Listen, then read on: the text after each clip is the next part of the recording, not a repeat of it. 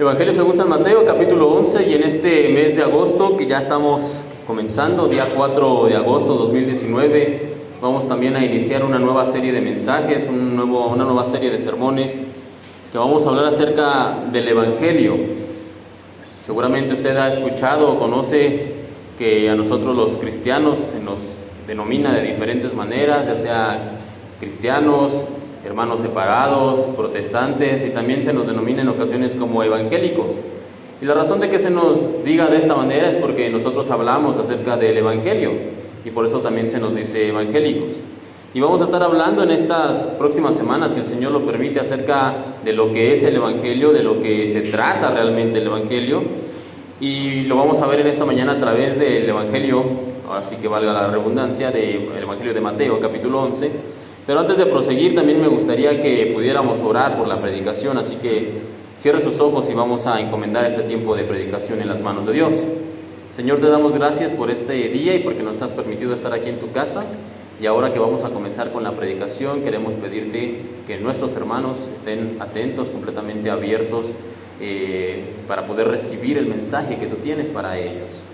Señor, yo te pido por favor que me utilices como una herramienta para poder transmitir y comunicar el mensaje que viene de ti, el mensaje de tu palabra, y que en esta mañana, a través de escuchar lo que tú tienes para nosotros, todos seamos bendecidos. Gracias te damos por este tiempo, que podamos estar completamente atentos y que tu palabra nos ayude, nos ministre y nos transforme por el poder de tu Espíritu Santo. Te pedimos esto por favor, bendito Dios, en el nombre de tu Hijo, el Señor Jesucristo. Amén. Y como les decía, quiero comenzar en esta mañana recordándoles que, como ya hemos mencionado en otras ocasiones, el Nuevo Testamento, lo que nosotros conocemos como el Nuevo Testamento, estos 27 libros, originalmente fueron escritos en griego. Y es precisamente de ese idioma de donde viene la palabra evangelio. Y evangelio, la palabra como tal, se traduce como buenas nuevas o buenas noticias. Y esta palabra se usa o se usaba más bien en el ámbito del Imperio Romano, porque realmente esta palabra no es que se hubiera comenzado a usar en la iglesia, no, sino que se utilizaba en la vida del Imperio Romano para tres cuestiones principales. La primera era para comunicar victorias militares. Por ejemplo, lo que sucedía es que el Imperio Romano mandaba a su ejército a conquistar alguna provincia o alguna región, y cuando este ejército derrotaba a los que iban a conquistar, entonces se reunía gente en la plaza y se les decía: vengan, vengan, porque vamos a comunicar el Evangelio o las buenas noticias de que hemos obtenido una victoria militar. Esa era una forma en la que se utilizaba la palabra Evangelio. La segunda forma en la que se utilizaba originalmente la palabra evangelio es similar, pero en esa circunstancia se usaba para comunicar triunfos deportivos. Si algún deportista de alguna zona o de alguna región iba a alguna competencia y ganaba, entonces en esa ciudad se reunía la gente en la plaza principal y se comunicaba el evangelio de que X deportista, nuestro deportista, había ganado el primer lugar, y entonces era el evangelio, las buenas noticias de un triunfo deportivo. Y por último, también se utilizaba la palabra evangelio para informar cuestiones importantes de la vida del emperador romano. Por ejemplo, cuando el emperador cumplía la mayoría de edad, también se reunía la gente y se daban las buenas nuevas o el evangelio de que el emperador había cumplido la mayoría de edad, o que el emperador había recibido a su primer hijo, o que el emperador había contraído nupcias. Y eso era el evangelio. Y es con este conocimiento de la palabra que el Señor Jesús y sus discípulos comenzaron a hablar del Evangelio, es decir, de las buenas nuevas, pero no del Imperio Romano, sino del reino de los cielos. Las buenas nuevas de salvación, las buenas noticias de redención, el Evangelio o el mensaje del Evangelio de Cristo. Tristemente, en muchas iglesias hoy en día, hay personas que asisten, que van a la iglesia incluso por años, pero que no tienen ni idea de lo que realmente es el Evangelio.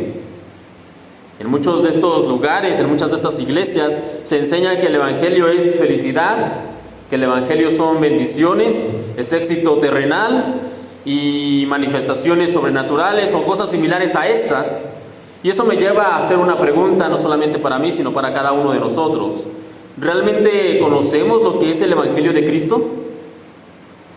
Como creyentes, ¿qué tanto sabemos acerca del Evangelio, de su origen, de sus promesas y del impacto e influencia que debe tener en nuestras vidas? En otras palabras, ¿realmente conocemos lo que es el Evangelio? Y estaba pensando en esto y me acordaba que desde hace ya muchos años, seguramente usted le ha tocado o lo ha visto, que los cajeros de bancos o de centros comerciales o incluso de los pequeños negocios van recibiendo capacitación y herramientas para poder detectar billetes falsos. Seguramente usted, si no lo ha visto, le ha tocado vivirlo incluso, porque recibir uno o muchos de estos billetes fraudulentos se traduce en pérdidas, ¿cierto? Si un cajero de alguna institución bancaria o de algún centro comercial recibe un billete o varios billetes falsos, eso es una pérdida para la empresa. Si usted tiene algún negocio y le pagan con un billete falso y usted no lo puede identificar o no lo revisa incluso, pues eso es una pérdida. Y por lo tanto es importante que podamos detectar la diferencia entre un billete falso y un billete real. Pues bien, si en cuestiones de dinero, algo que como dice la palabra, es algo que se corrompe, es algo que al final va a perecer, que va a pasar, debemos tener la seguridad y las revisiones. ¿Cuánto más importante debe ser para nosotros que somos cristianos, no solamente recibir capacitación, sino también recibir las herramientas adecuadas para poder identificar y hacer la diferencia entre un falso evangelio y un verdadero evangelio, o en otras palabras, el verdadero evangelio de Cristo? Así que todo esto, una pregunta más sería, ¿qué es el Evangelio? Y dijimos que la palabra Evangelio como tal significa buenas noticias. Y para poder expresarlo en palabras, permítame leer el resumen o un resumen que podemos encontrar de hecho en la Biblia. No vaya para allá, porque seguramente usted conoce este versículo y en ese pasaje podemos encontrar el perfecto resumen de lo que es el Evangelio. El versículo más conocido de la Biblia, Juan 3:16. Pero no solamente vamos a leer Juan 3:16, vamos a leer el versículo 16, el 17 y el 18, porque en estos tres versículos, como les digo, podemos encontrar el perfecto resumen de lo que es el Evangelio de Cristo. Permítame leerlo y escuche con atención. Juan 3, del 16 al 18. Porque de tal manera amó Dios al mundo, que ha dado a su Hijo unigénito, para que todo aquel que en él cree no se pierda, mas tenga vida eterna. Porque no envió Dios a su Hijo al mundo para condenar al mundo, sino para que el mundo sea salvo por él. El que en él cree no es condenado, pero el que no cree ya ha sido condenado porque no ha creído en el nombre del unigénito Hijo de Dios. Cuando hacemos esta lectura de este pasaje tan conocido, podemos decir que el Evangelio se trata de tres cosas. Lo siguiente: número 1, Cristo es el Hijo de Dios. Número 2, Cristo es el Salvador del mundo. Y número 3, Cristo es el único camino a la vida eterna. En otras palabras, el Evangelio se trata de Cristo. Eso es el Evangelio.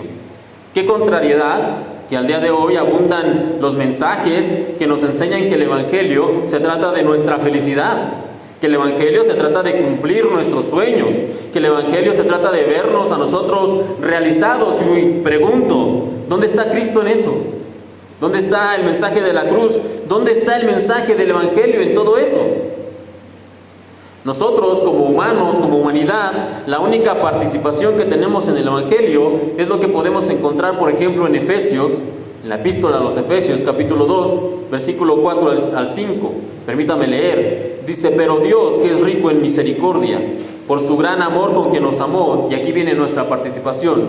Nuestra gran participación en el Evangelio es esto: aún estando muertos, aún estando nosotros muertos en pecado.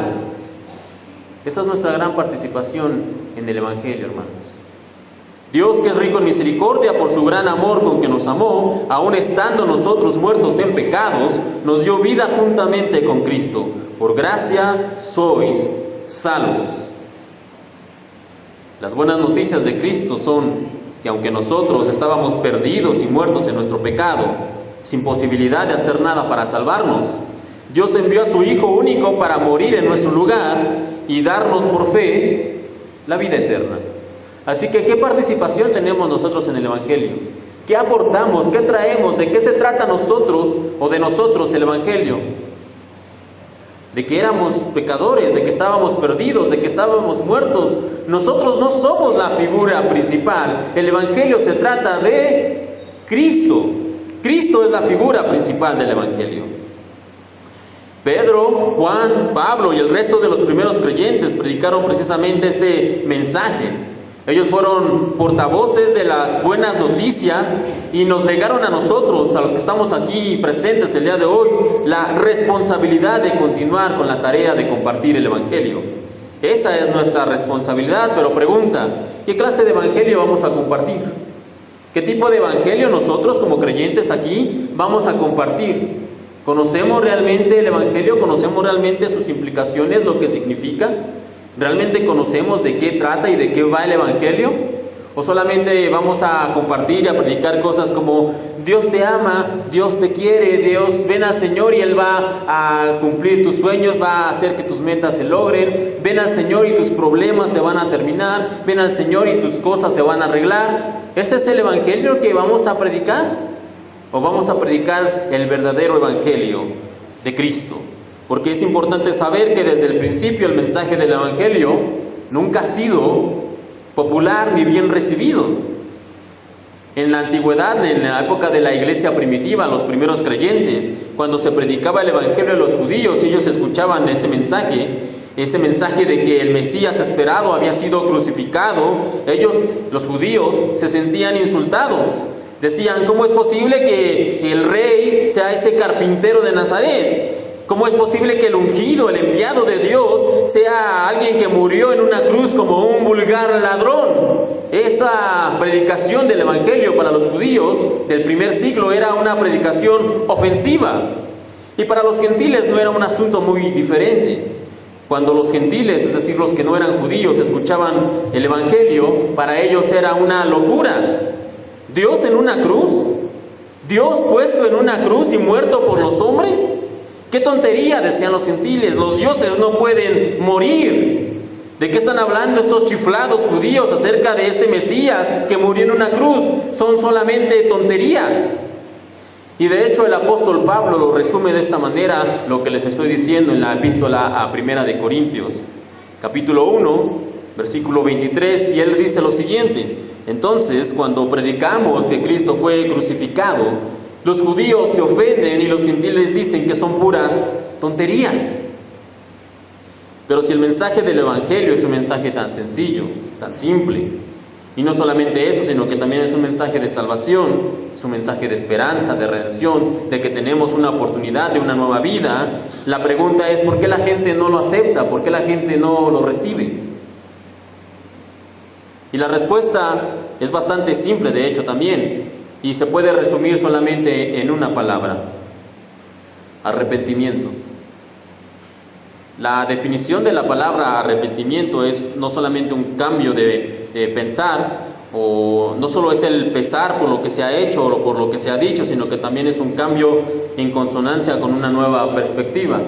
En pocas palabras, el arrepentimiento es un cambio de pensamiento, es cambiar de forma de pensar. Ahora bien, debemos entender que si bien es cierto que la salvación, nosotros somos salvos por medio de la fe en el Hijo de Dios, para demostrar esa fe debemos arrepentirnos de nuestra anterior manera de vivir. Para demostrar que nosotros hemos tenido fe o que hemos creído en el Señor, tenemos que arrepentirnos de nuestra anterior manera de vivir. Y la manera visible que existe en el cristianismo para demostrar nuestro arrepentimiento y nuestro nuevo compromiso con Dios, ¿alguien sabe cuál es? ¿Cuál es la manera que tenemos los cristianos, la manera visible para demostrar que nos hemos arrepentido y que nos comprometemos ahora a vivir para el Señor? ¿Alguien sabe? El bautismo. La manera visible, la manera externa que tenemos nosotros los cristianos para demostrar que nos hemos más bien arrepentido de nuestra anterior manera de vivir y que estamos ahora afrontando un nuevo compromiso con Dios es el bautismo. Y en la Biblia el personaje que comenzó esta práctica del bautismo como forma de demostrar nuestro arrepentimiento y nuestro compromiso con Dios fue Juan el Bautista. De hecho, de ahí viene su apodo, su sobrenombre, Se le conoce como Juan el Bautista porque él bautizaba a aquellos que venían y se arrepentían de su manera de vivir y se comprometían a una nueva vida para Dios. La primera vez que encontramos a Juan como tal, lo encontramos en el Evangelio de Mateo, capítulo 3, del versículo 5 en adelante, y dice de esta manera: y salía a él Jerusalén y toda Judea y toda la provincia de alrededor del Jordán, y eran bautizados por él en el Jordán, confesando sus pecados.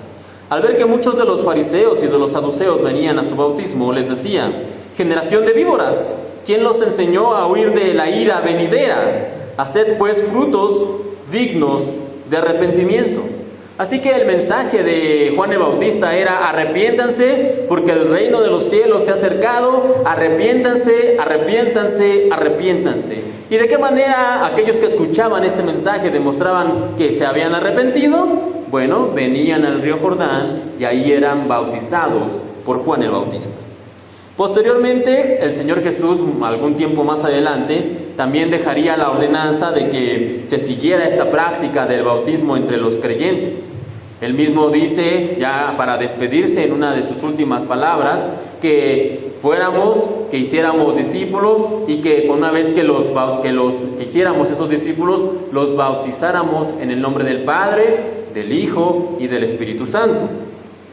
Sin embargo, me gustaría que nos detuviéramos un poco más en la persona de Juan el Bautista, en su misión y en un episodio en particular de su vida que queda registrado en el Evangelio de Mateo capítulo 11, que es donde deben tener sus Biblias, y que nos va a ayudar a comprender la lección de esta mañana en la predicación.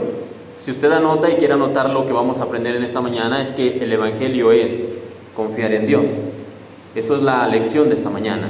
El Evangelio es confiar en Dios. Y algunos de los datos que vamos a encontrar en la Biblia acerca de la vida de Juan el Bautista son los siguientes. Juan el Bautista era hijo de un sacerdote llamado Zacarías y de su esposa Elizabeth. Ellos, Zacarías y Elizabeth, eran ya una pareja mayor, eran una pareja de ancianos y no habían podido tener hijos. Sin embargo, el Señor, en una de las ocasiones que Zacarías estaba ministrando en el templo, se presenta delante de él y le dice que va a tener un hijo, y le explica que su hijo va a llegar de una manera milagrosa, a pesar de que Zacarías y Elizabeth ya eran ancianos. Otra cosa que sabemos también es que Elizabeth, la madre de Juan el Bautista, era pariente de María, la madre del Señor Jesús. Algunos dicen que Elizabeth y María eran primas. Y si esto es real, no sabemos exactamente si eran primas, sí sabemos que eran parientes, pero si esto es real, Juan el Bautista y el Señor Jesús serían de cierta manera parientes lejanos o primos lejanos, ya que sus madres eran primas. También se nos dice que Juan tenía una peculiar manera de vestir. Nos dicen que él usaba una túnica de pelo de camello y un cinto de cuero, y que también su dieta era bastante o poco común. Su dieta, él comía langostas y miel silvestre, ¿no? Era hipster Juan el Bautista, comía cosas raras. Entonces, también no es broma, pero comía cosas fuera de lo común. Como cuarto punto, también sabemos que su estilo de vida era casi ascético. ¿Y a qué me refiero con esto? Es que el ascetismo es un estilo de vida que se niega a cuestiones materiales con la finalidad de purificar el espíritu para servir adecuadamente a Dios. Y recordemos que Juan el Bautista vivía en el desierto, como ya les decía, se ponía esta túnica de pelo de camello, este cinturón de cuero, su comida era extraña. Él, reitero, tenía esta vida ascética con tal de servir de una mejor manera a Dios. Y por último, hablando de su misión, Juan el Bautista era el cumplimiento vivo de una profecía que usted puede encontrar y leerlo con tranquilidad en casa, que se encuentra en Isaías capítulo 40, versículo 3. Y de hecho, la primera vez que aparece él en acción, precisamente se nos dice que él era el cumplimiento de esta profecía de Isaías. Mateo 3, que ya leíamos, versículo 1 al 3 dice: en aquellos días vino Juan el Bautista predicando en el desierto de Judea y diciendo: arrepentíos, porque el reino de los cielos se ha acercado. Pues este es aquel de quien habló el profeta Isaías, cuando dijo: voz del que clama en el desierto, preparad el camino del Señor, enderezad sus sendas. Así que cuando el Señor Jesús viene, Juan el Bautista lo bautiza, el Espíritu de Dios desciende en forma de paloma sobre el Señor Jesús. Y Juan sabe que el ungido de Dios ha llegado.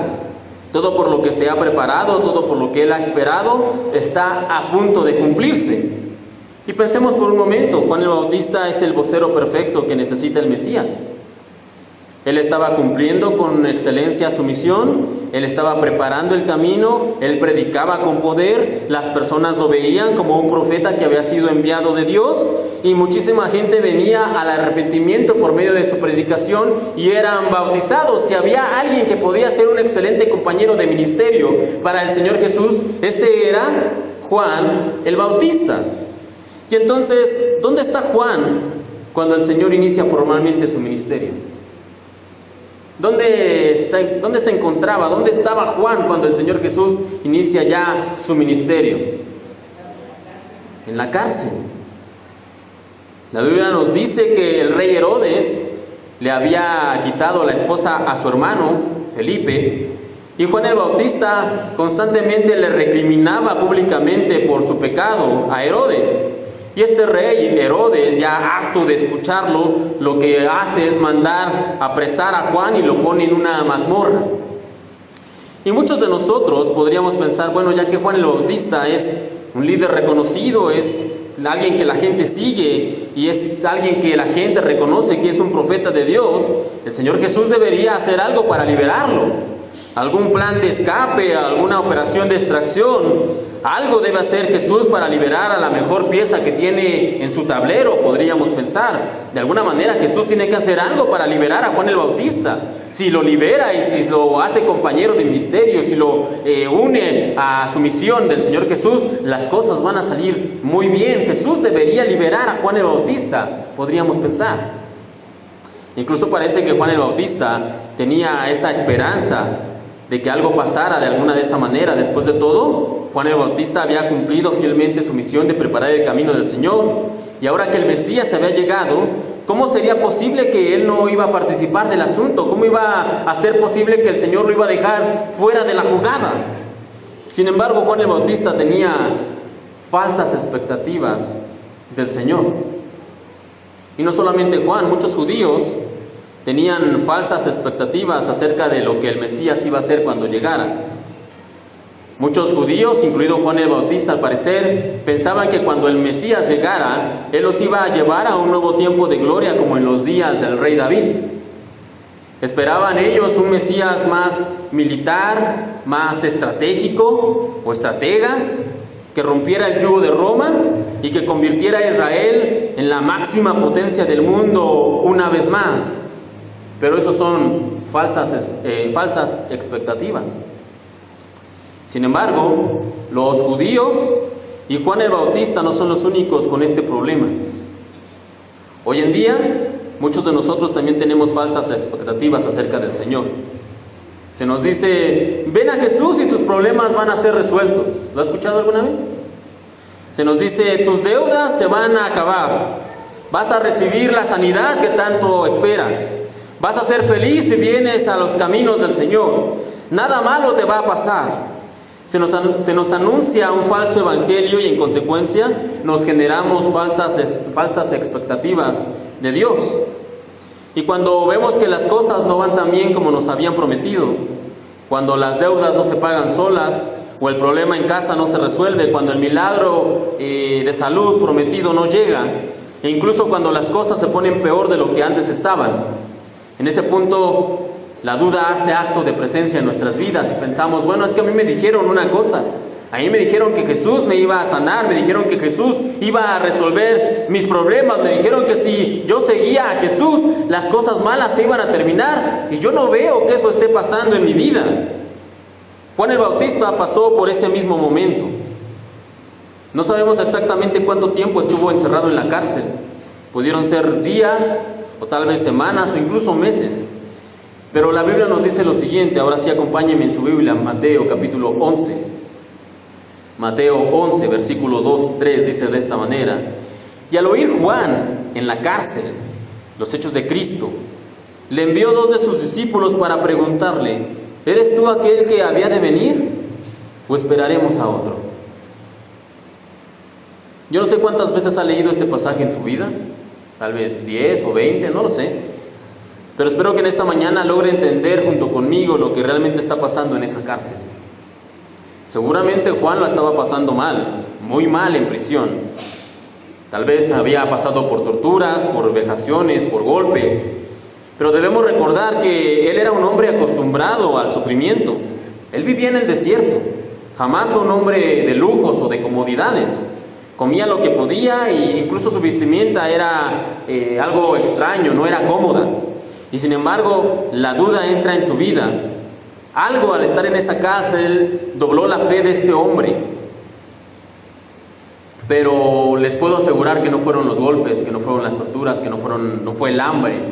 No fue eso lo que hizo que este hombre se doblara, no fue eso lo que desgastó la fe de Juan el Bautista. ¿Sabe qué fue lo que realmente desgastó la fe de este hombre? ¿Sabe qué fue realmente lo que dobló la confianza de creer en Dios de Juan el Bautista? Las falsas expectativas. Y este es el meollo del problema, y no solamente de Juan el Bautista, sino también de cada uno de nosotros. Pensamos que las cosas deben suceder según el plan, pero la pregunta es: ¿según el plan de quién? ¿Según mi plan o según el plan de Dios? Uno de los problemas del falso evangelio es que genera falsas expectativas, y cuando éstas no se ven cumplidas, entonces la duda hace mella en nuestros corazones, y finalmente muchos terminan yéndose de la iglesia, pues consideran que todo es una mentira, que nos engañaron, que Dios no existe, que Jesús no hace milagros, que todo es irreal, que todo es falso. Pero lo cierto es que ellos nunca conocieron ni creyeron realmente el verdadero evangelio, solamente conocieron y escucharon un falso evangelio y se crearon falsas expectativas. Regresando a Juan el Bautista, él envía una pregunta que ya leíamos: ¿eres tú aquel que había de venir o esperamos a otro? Cuando Juan se da cuenta de que las cosas no van como él esperaba, cuestiona si el Señor Jesús era el Hijo enviado de Dios. Y sin embargo, algunas preguntas: ¿no fue Juan el Bautista el que lo había señalado en primer lugar como el Cordero de Dios que quita el pecado del mundo? ¿No vio Juan el Espíritu descender en forma de paloma? ¿Acaso Juan el Bautista no escuchó la voz de Dios decir: este es mi Hijo amado en quien tengo complacencia? Juan señaló al Señor Jesús como el Cordero de Dios. Juan vio a la paloma descender, o al Espíritu Santo descender en forma de paloma. Juan escuchó la voz de Dios, y sin embargo en este momento Juan está dudando y le manda a preguntar al Señor, le manda a decir: ¿eres tú el que había de venir o esperamos a otro? Y ante esto, ¿cuál fue la reacción del Señor Jesús ante la duda de Juan el Bautista? Ante la pregunta tan directa que manda a hacerle por medio de sus 2 discípulos, ¿cuál fue la respuesta del Señor para Juan? Lea conmigo ahí mismo en Mateo 11, el versículo 4 y 5 dice: respondiendo Jesús les dijo: id y haced saber a Juan las cosas que oís y veis. Los ciegos ven, los cojos andan, los leprosos son limpiados, los sordos oyen, los muertos son resucitados, y a los pobres es anunciado el Evangelio. Y más adelante vamos a hablar acerca de la respuesta como tal, de las palabras. Pero en este momento me gustaría que nos concentráramos en el tono, en la manera de responder del Señor Jesús. Vea sus palabras, no hay enojo, no hay reprensión. No hay dejo de decepción o notas de enfado en la respuesta del Señor Jesús. Si tuviera que describir en una sola palabra la respuesta del Señor ante la duda de Juan el Bautista, es comprensión. La manera en que el Señor Jesús manda a responder a Juan el Bautista lo está comprendiendo. El Señor y Juan el Bautista no volverían a verse en este lado de la eternidad. Poco más adelante, después de este episodio, Juan el Bautista moriría decapitado. Sin embargo, antes de morir, su fe había sido renovada. Y por lo tanto tengo una pregunta: ¿cómo es posible? ¿Cómo fue renovada la fe de Juan el Bautista? ¿Cómo Juan el Bautista renovó su fe? Y como les decía, ya leíamos la respuesta, pero permítame leerlo una vez más. Mateo 11, versículo 4 y 5 dice: respondiendo Jesús le dijo: id y haced saber a Juan las cosas que oís y veis. Los ciegos ven, los cojos andan, los leprosos son limpiados, los sordos oyen, los muertos son resucitados, y a los pobres es anunciado el Evangelio. Sin embargo, y si usted lo lee con mayor detenimiento, todo esto que el Señor Jesús le manda a decir a Juan, Juan el Bautista ya lo sabía. Toda esta respuesta que el Señor Jesús le manda a decir de lo de los cojos, los leprosos, los sordos, Juan el Bautista ya lo sabía. Lea conmigo ahí en Mateo 11:2. Dice: y al oír Juan en la cárcel los hechos de Cristo, hasta ahí, los hechos de Cristo. ¿Cuáles hechos de Cristo? Bueno, lo mismo, los cojos andan, los leprosos son limpiados, los sordos oyen, etcétera, etcétera. Juan el Bautista ya sabía lo que el Señor Jesús estaba haciendo. ¿Y cuál es la respuesta del Señor ante la pregunta de Juan el Bautista? El Señor Jesús le manda a decir lo mismo que Juan ya sabía. Entonces me pregunto, ¿qué clase de respuesta es esta?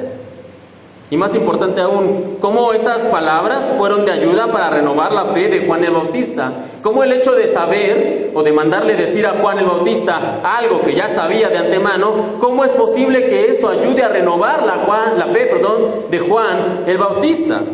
Y hay por lo menos dos cosas en esta parte del relato que podemos aprender o que podemos ver de cómo estas palabras pueden ayudar a Juan el Bautista y también a nosotros para poder renovar nuestra fe en los momentos difíciles. Y la primera es el poder de la palabra de Dios. Mencionamos hace un momento atrás que Juan el Bautista era el cumplimiento vivo de una profecía. ¿Alguien recuerda de qué libro dijimos que venía esa profecía? De Isaías, capítulo 40, versículo 3. Juan el Bautista, él mismo lo sabía. De hecho, él mismo se declaraba como aquel que era el cumplimiento de la profecía de Isaías, aquel que venía como voz en el desierto para preparar el camino del Señor. Él sabía que él era el cumplimiento vivo de esa profecía. Pero el libro del profeta Isaías no solamente contiene profecías del portavoz que habría de venir, sino que también, y más importante aún, contiene profecías acerca del Mesías. Y una de esas profecías la podemos encontrar en Isaías capítulo 61. No vaya para allá, permítame leérselo. Isaías capítulo 61 es una profecía que habla acerca de lo que el Mesías iba a hacer cuando Él llegara. Y dice de esta manera: el Espíritu de Jehová, el Señor, está sobre mí, porque me ungió Jehová, me ha enviado a predicar buenas nuevas a los abatidos, a vendar a los quebrantados de corazón, a publicar libertad a los cautivos y a los presos apertura de la cárcel, a proclamar el año de la buena voluntad de Jehová. ¿Les suena familiar? La profecía de Isaías 61 se estaba cumpliendo con las acciones que el Señor Jesús estaba haciendo. De la manera en la que Él estaba realizando, es una manera, o la respuesta que el Señor Jesús le manda a Juan el Bautista, es una respuesta muy elegante, por decirlo de alguna manera, en donde el Señor Jesús le dice a Juan el Bautista: no dudes, ten ánimo. Juan, yo soy el cumplimiento de la profecía. ¿Acaso no te acuerdas cuál era la misión? Juan, ¿acaso no recuerdas cuál era el papel que el Mesías tenía que venir a cumplir? A dar sanidad, a limpiar a los leprosos, a predicar el año agradable del Señor. Juan, esa es mi misión, en la profecía así lo dice, y es lo que estoy cumpliendo. Juan, ¿por qué dudas? Lo primero que el Señor usó para restaurar la fe de Juan el Bautista fue el poder de la palabra de Dios. Hay muchas personas que desean escuchar la voz de Dios en los tiempos de prueba, en los tiempos de debilidad, en esos momentos que la fe flaquea. Muchos quisieran que Dios viniera y les susurrara al oído alguna palabra que les dé fortaleza, que les dé ánimo, pero las cosas no funcionan así, hermanos. Ya Dios nos ha dado aquí en la Biblia toda la palabra que necesitamos escuchar.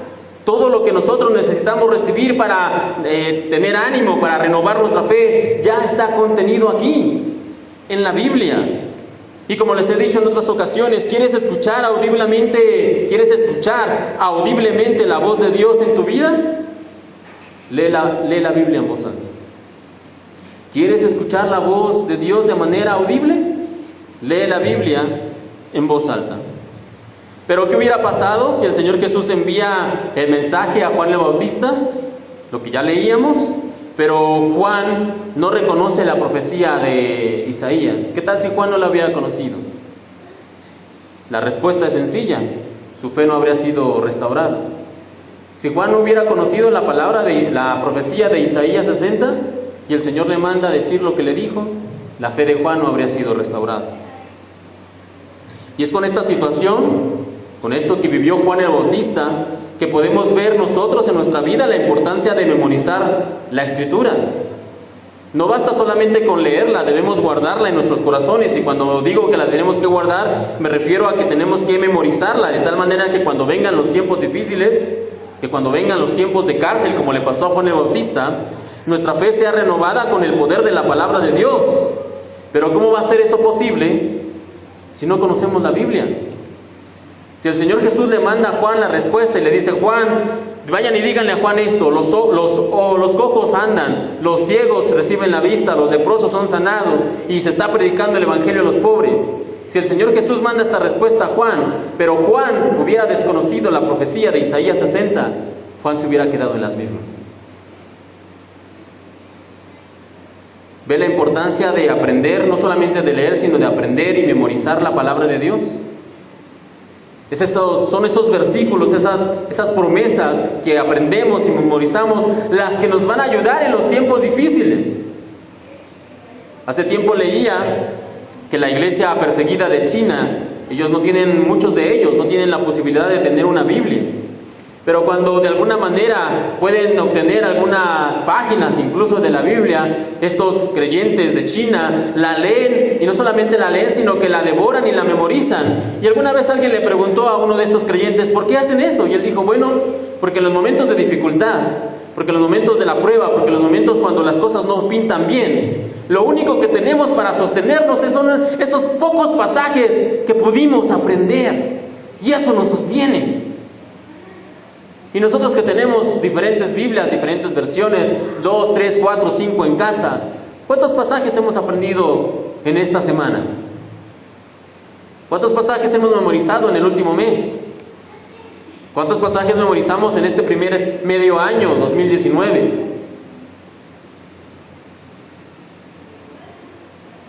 La palabra de Dios, o el poder de la palabra de Dios, es lo primero que el Señor usó para restaurar la fe de Juan el Bautista. Lo segundo que el Señor utilizó para restaurar esta fe de Juan fue que él aprendiera a ver a Dios. Y suena raro, después de todo la Biblia dice que Dios es invisible, también nos dice que nadie ha visto jamás a Dios. Y ambas cosas son verdad. Sin embargo, no me refiero a que nosotros veamos a Dios con nuestros ojos naturales, no me refiero a eso, sino que tendremos que aprender a ver a Dios por medio de lo que Él hace. Hace algunos años me tocaba trabajar con algunas personas que hacían diseños de portada, o diseños de revista, o diseños para calendarios. Y muchas veces cuando me mandaban los bocetos de los diseños, decía: mira, este diseño lo hizo tal persona, y este diseño lo hizo tal persona, y este diseño lo hizo tal persona, tal diseñador. Y casi nunca fallaba, a veces sí, pero regularmente no fallaba. ¿Y sabe por qué yo podía reconocer quién había hecho el diseño? Porque los diseñadores generalmente dejaban algo de ellos cuando estaban haciendo esos diseños. Y entonces yo aprendí a ver esa parte de ellos en esos diseños, y por eso yo podía decir: este diseño lo hizo tal, este diseño lo hizo tal, y este diseño lo hizo tal. Porque yo podía aprender a ver esa parte que ellos dejaban en esos diseños. Lo mismo tiene que pasar con Dios. Nosotros tenemos que aprender a ver a Dios, por decirlo de alguna manera, en los detalles, en las cosas pequeñas. Hace algunos años leía una historia que contaba un pastor, se llama Mike Giaconelli, y él escribía en uno de sus libros un testimonio de una pareja que asistía en una iglesia donde él estaba. Y cuenta este pastor que esta pareja joven que servía al Señor, que eran cristianos fieles, que ayudaban, que servían en la iglesia, y lamentablemente no habían podido tener hijos, no habían podido tener bebés, a pesar de que lo habían estado buscando por mucho tiempo. Durante 5 años habían estado intentando poder tener hijos y habían recurrido a todos los medios posibles, inclusive a la ciencia, pero no habían podido tener hijos. Y dice este pastor que en cierta ocasión llegó esta pareja muy contenta y le dicen, ¿sabe qué? Finalmente mi esposa está embarazada. Y no solamente estaba embarazada, sino que algunos meses más adelante su sorpresa fue mayor porque se dieron cuenta que estaba embarazada de gemelos.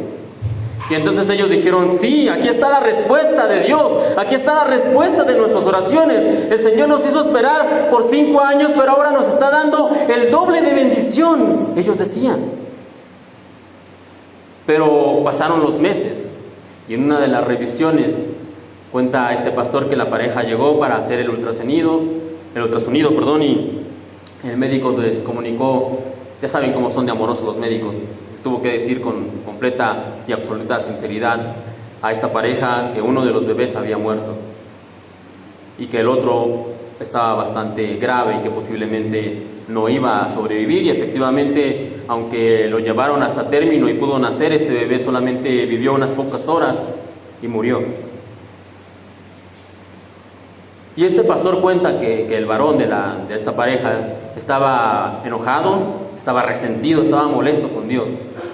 Inclusive estaba diciendo, ¿cómo es posible que el Señor haya dejado que suceda esto? ¿Cómo es posible que Dios haya permitido que disfrutemos esta situación de creer que íbamos a ser padre de 2 pequeños niños, pero ahora están muertos? Y a veces nosotros tenemos que aprender, y a esto es a lo que voy, a ver a Dios aún en los lugares menos esperados.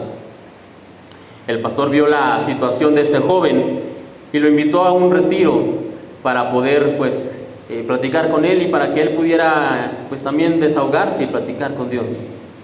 Y aunque este joven no quería, finalmente aceptó la invitación de su pastor y se fueron por un fin de semana a este retiro. Pero él iba enojado, él iba renuente, él simplemente le dijo al pastor, yo voy para no desairarte, pero yo no quiero ir a ese lugar, yo no quiero saber en este momento ya nada más de Dios. Y se fueron a ese retiro. Y uno de los ejercicios que hicieron en ese lugar era que tenían que salir, era en un lugar boscoso y tenían que ir hacia la naturaleza y tenían que buscar a Dios en medio de la naturaleza. Pero este joven hizo una trampa, dice que por un lado estaba toda la parte del bosque, toda la naturaleza, y por otro lado estaba un camino de cemento y unas escaleras largas por donde tenían que transitar. Y para hacer trampa, y puesto que él no tenía ganas de saber ni de escuchar nada acerca de Dios, dice que él se fue por el camino de cemento para simplemente no pensar en nada de Dios. Les dieron 1 hora o un par de horas en el ejercicio, y cuando regresaron, dice el pastor que este joven venía completamente en lágrimas. Y bueno, finalmente el pastor le preguntó qué fue lo que pasó, qué ocurrió. Y el joven comenzó a contar lo siguiente, dijo, pastor, mire, yo, como usted sabe lo que pasó, usted sabe cómo estoy en este momento. Y yo no quería saber nada, absolutamente nada de Dios. Yo no quería saber nada de los caminos del Señor, yo estaba enojado con Él. Así que por eso me fui por ese camino. Pero mientras iba caminando y mientras comencé a subir los escalones, comencé a ver algo. Entre las grietas del cemento frío, entre las grietas de ese cemento que había cubierto la naturaleza, habían nacido flores. Y dijo este joven, yo no sé cómo lo logra, yo no sé cómo sucede, yo no sé cómo pasa. Pero aún en medio de todo este problema, de toda esta dificultad, Dios permite que las flores nazcan. Y bueno, ya terminó contando acerca precisamente de cómo el Señor le había hablado a través de esa situación, de esa circunstancia. Y quisiera decirles que este joven regresó a casa, que se reconcilió con Dios y que finalmente su esposa y él pudieron tener hijos, pero yo no lo sé. Tal vez pudieron hacerlo, tal vez no. Pero sí sé una cosa, la fe de este joven y la fe de esta pareja fue restaurada. ¿Por qué? Porque aprendió, por lo menos este joven, a ver a Dios en los detalles, en las pequeñas cosas, en las menudencias. Como decíamos, Juan el Bautista ya conocía lo que el Señor estaba haciendo, sin embargo la respuesta del Señor Jesús fue mandarle decir lo mismo que Juan ya sabía. ¿Y por qué le manda decir el Señor lo mismo a Juan, lo que Juan ya conocía, lo que el Señor ya estaba haciendo? No simplemente porque Juan estaba viendo, pero sin ver. El sello, la marca, la firma de Dios estaba presente en lo que el Señor Jesús hacía, y sin embargo Juan no había podido ver a Dios en las obras del Señor. No obstante, Juan el Bautista, al conocer la Escritura y recibir la respuesta del Señor, pudo ver a Dios en lo que estaba haciendo el Señor, en cada sanidad, en cada ojo restaurado, en cada leproso que era limpiado, en cada cojo que volvió a caminar. Finalmente, a pesar de que en un principio no pudo hacerlo, finalmente Juan el Bautista pudo ver a Dios en ello, y su fe fue restaurada. Y ahora una pregunta más: ¿has aprendido a ver a Dios? Y lo cierto es que queremos ver a Dios en las grandes cosas, ¿no? Queremos ver a Dios en las deudas saldadas sobrenaturalmente, o queremos ver a Dios cuando la salud es restaurada milagrosamente, o queremos ver a Dios en los grandes milagros, pero cualquiera puede ver un elefante a 3 metros de distancia. Sin embargo, lo que realmente debemos hacer es aprender a ver a Dios en los detalles, en las pequeñas cosas, en las menudencias, en las flores que salen del cemento, en el regalo que tenemos cada día de la vida, en la salud que hoy podemos disfrutar, en los pequeños placeres que el Señor nos permite tener. Ahí es donde tenemos que aprender a ver a Dios, en los detalles. Como dijera el salmista, los cielos cuentan la gloria de Dios. ¿Por qué? Porque el salmista podía ver la gloria de Dios en los cielos, en las nubes, en el firmamento, en el sol. Tenemos que aprender a hacer eso. ¿Cómo fue renovada la fe de Juan el Bautista? Bueno, primero, por el poder de la palabra de Dios, y segundo, porque aprendió a ver a Dios en los detalles. Y hacer esto cuando la fe flaquea, es decir, poder ver el poder de la palabra de Dios y aprender a ver en los detalles, nos puede renovar la fe. Y hacerlo constantemente nos ayuda a fortalecer la fe. Por lo tanto, nosotros tenemos que aprender a leer y a memorizar nuestra Biblia, y tenemos que aprender a ver a Dios en esos pequeños detalles. Y ya vamos a pasar al último punto. Comenzamos hablando del Evangelio, el significado de la palabra Evangelio, la importancia de distinguir el falso Evangelio del verdadero Evangelio, y pasamos por la fe desgastada de Juan el Bautista y cómo fue restaurada. Y de esa manera finalmente vamos a llegar a la enseñanza de esta mañana. Y como les decía, ¿cuál es la enseñanza de esta mañana? El Evangelio es confiar en Dios. Si usted tiene que llevarse algo de esta predicación, de este mensaje, que sea esto: el Evangelio es confiar en Dios. Podríamos decir que es fácil confiar en Dios cuando todo va bien, cuando no hay problemas, cuando la vida nos sonríe. Cuando las cosas están así, cualquiera puede confiar en Dios. Cualquiera puede decir amén cuando las circunstancias van viento en popa. Pero yo estoy hablando de confiar en Dios como Juan el Bautista, que a pesar de las circunstancias, que a pesar de no tener ninguna garantía de libertad, sin esperanzas de poder ver una vez más la luz del sol, cuando las cosas no están yendo como nosotros esperábamos, a pesar de todo eso, es ahí donde nosotros tenemos que aprender realmente a confiar en Dios. Hay una cosa más que el Señor le envió a decir a Juan el Bautista, que aún no la hemos leído y aún no la hemos examinado, y está ahí en Mateo 11, el versículo 6, léalo conmigo por favor. Lo último que el Señor Jesús le manda a decir a Juan es lo siguiente: y bienaventurado es el que no halle tropiezo en mí. Permítame leer este versículo en 2 versiones más, 2 versiones distintas. La Nueva Traducción Viviente dice: y díganle, Dios bendice a los que no se apartan por causa de mí. Y la Reina Valera contemporánea dice de esta manera: bienaventurado el que no tropieza por causa de mí. Pero, ¿qué significa realmente esta última frase, esta última parte de la respuesta del Señor Jesús? Bienaventurado el que no tropieza por causa de mí. Y antes de llegar a eso, permítame hacer algunas preguntas más. ¿Recibió Juan una respuesta directa a su interrogante? A lo que mandó preguntar: ¿eres tú el Mesías o esperamos a otro? No recibió una respuesta a lo que él había preguntado. ¿Recibió Juan el Bautista alguna promesa de libertad? No. El Señor no mandó decirle algo como: espera Juan que serás libre, o Juan no desmayes porque te liberaremos pronto. No. No recibió Juan ninguna promesa de libertad. Una pregunta más, ¿recibió Juan el Bautista alguna palabra de ánimo, de aliento? No. Como leíamos, el Señor simplemente le mandó decir lo que Juan de hecho ya sabía.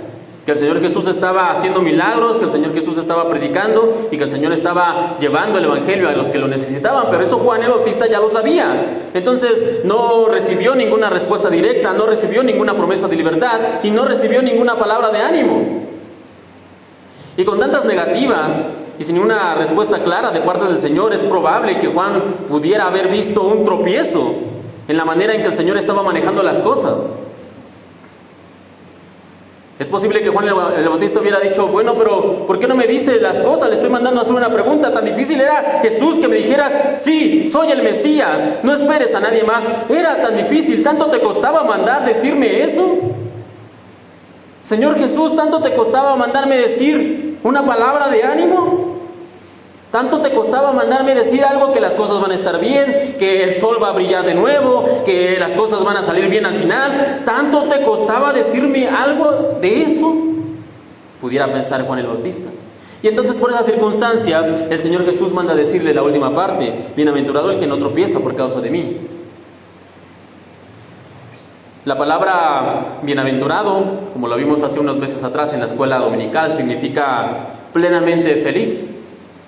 Y no hallar tropiezo significa confiar en Dios a pesar de no entender lo que está pasando, a pesar de no entender por qué están pasando las cosas como están pasando. Así que, uniendo estos dos conceptos, pudiéramos decir que lo que el Señor Jesús le manda a decir a Juan es lo siguiente: es plenamente feliz el que no se desanima por la forma en la que hago las cosas. Es plenamente feliz el que no se desanima por la forma en que hago las cosas. Porque ¿sabe qué? Muchas ocasiones, no vamos a entender por qué están pasando las cosas como están pasando. No vamos a entender por qué el Señor permite ciertas pruebas, ciertas dificultades, cierto dolor, cierta enfermedad, cierta situación, cierta pérdida. No lo vamos a entender. Y pudiéramos llegar a caer en tropiezo, como dice el Señor, pero Él nos dice: es plenamente feliz el que no se desanima por la forma en la que yo hago las cosas. Porque, reitero, muchas veces no vamos a entender la manera en la que el Señor está llevando a cabo las cosas. ¿Cómo es posible que este sufrimiento, cómo es posible que esta pérdida, cómo es posible que este dolor o esta prueba me haga crecer más en lo espiritual? ¿Cómo es posible que esta prueba me haga acercarme más a Dios? No lo entiendo, no lo entiendo de ninguna manera. ¿Cómo es posible que esto sea algo bueno cuando yo estoy sufriendo? Podemos pensar. Pero el Señor, reitero, dice: bienaventurado el que no tropieza por causa de mí. ¿Te has desalentado alguna vez porque las cosas no salieron como tú esperabas?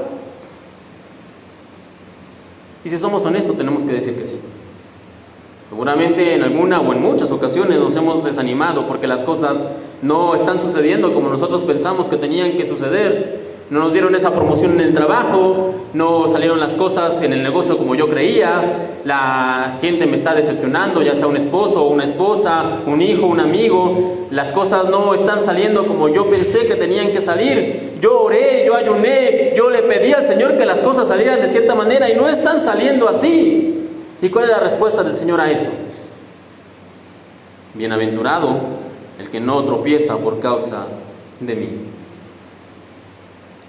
¿Has perdido a algo o a alguien, aun cuando tenías fe y certeza de que el Señor podía hacer algo, que podía obrar un milagro? Y seguramente muchos de aquí podemos decir: sí, yo oré. Y no solamente oré, sino que estaba plenamente convencido que el Señor me había escuchado y que iba a sanar a mi padre, que iba a sanar a mi hermano, que iba a sanar a esta persona por la cual yo había orado. Yo creí. Y al final murió. Al final tuvieron que operarlo, al final tuvieron que cortarle algo. ¿Y cuál es la respuesta del Señor? Bienaventurado el que no tropieza por causa de mí. Juan el Bautista, estando en la cárcel, sin promesa de libertad, sin recibir una respuesta clara, lo único que el Señor Jesús realmente le mandó decir dentro del mensaje fue: bienaventurado el que no tropieza por causa de mí. Así que, como dijimos, el Evangelio es confiar en Dios. A pesar de los días negros, de las tormentas, de las pérdidas y de las circunstancias en las que parece que Dios se olvidó de nosotros. Es posible que la prueba o las dificultades o los golpes de la vida nos hayan desgastado la fe, y quizá te sientes como Juan el Bautista, solo en esa celda, cuestionando y preguntando al Señor: Señor, ¿eres tú el que esperábamos o tenemos que esperar a alguien más? Y quisiera decirles que Dios nos va a llevar a todos en victoria, amén. Quisiera decirles eso. Quisiera decirles que el Señor nos va a librar a todos, que Él no nos va a dejar caer, que Él no nos va a dejar pasar por pruebas. Quisiera decirles que en el camino del Señor todos son flores, que todos miel sobre hojuelas. Quisiera decirles eso, pero no les estaría diciendo la verdad. En el camino del Señor, en el verdadero evangelio, hay dificultades, hay pruebas, hay dolor, hay días negros, hay tormentas que parece que nos van a matar. Y ese es el camino del evangelio, del verdadero evangelio. Para Juan el Bautista no hubo libertad. Aquel que preparó el mensaje y el camino del Señor murió decapitado, casi olvidado, sin los honores que él merecía. Murió en una celda mugrosa, simplemente por los caprichos de un rey loco. Y podríamos pensar o cuestionar: ¿eso merecía Juan el Bautista? El vocero que había venido a preparar el camino del Señor, el que predicó fielmente, el que se separó de todo y estuvo ahí en el desierto y en el río Jordán predicando a miles para preparar el camino que el Señor había de venir y predicar. ¿Eso merecía Juan el Bautista? Y podríamos decir: no, creo que merecía algo más. Sin embargo, el Señor lo honra de la siguiente manera. Ahí en Mateo 11, versículo 11, dice Juan el Bautista: de cierto les digo, entre los que nacen de mujer, no se ha levantado otro mayor que Juan el Bautista. No recibió un funeral, no recibió un cajón de la madera más fina posiblemente, no recibió una orquesta, no recibió los honores y los aplausos que, entre comillas, merecía Juan el Bautista. Sin embargo, la honra que recibe son las palabras del Señor Jesús: entre los nacidos de mujer no se ha levantado otro mayor que Juan el Bautista. Otro siervo de Dios que pasó mucho tiempo también en la prisión, e incluso terminó de hecho muriendo en una de ellas, fue el apóstol Pablo. Sin embargo, él nos recuerda que parte vital del evangelio es confiar en Dios, a pesar de las circunstancias. Y puede ser que estés pasando por una prisión de la vida, como Juan el Bautista o como Pablo, y si te encuentras desanimado en esta mañana, con la fe flaqueando, recuerda que el Señor puede renovar tu fe por el poder de la palabra de Dios, y cuando aprendemos a verlo en los detalles. Y no sabemos qué pasó en los últimos momentos de la vida de Juan el Bautista. Solo sabemos que murió decapitado. Solo sabemos eso, pero no sabemos qué sucedió realmente por su cabeza, qué es lo que pensaba. Sabemos que su fe fue restaurada, sabemos que murió confiando en Dios, pero no sabemos realmente qué pasó por su mente. Sin embargo, con toda certeza podríamos decir que las palabras del apóstol Pablo seguramente pueden describir a la perfección esos últimos momentos de Juan el Bautista. Y las palabras a las que me refiero son las que encontramos en 2 de Timoteo, capítulo 4, versículos 7 y 8. 2 de Timoteo 4, 7 y 8. Y dicen de esta forma: he peleado la buena batalla, he acabado la carrera, he guardado la fe.